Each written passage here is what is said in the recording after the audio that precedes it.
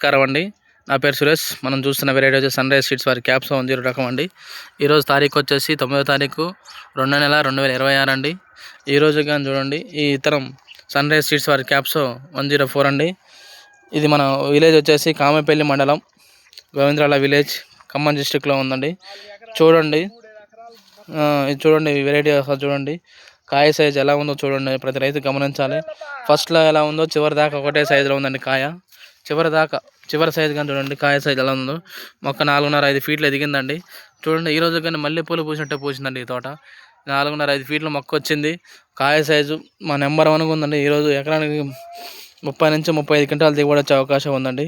ప్రతి రైతు గమనించాలి. చూడండి, దగ్గర కాపండి. ఈరోజు ఏ చెట్టు చూసినా కానీ చూడండి, ఎంత అల్లకపోయినా కానీ ఎక్కడ కానీ తాలుగా శాతం లేదు.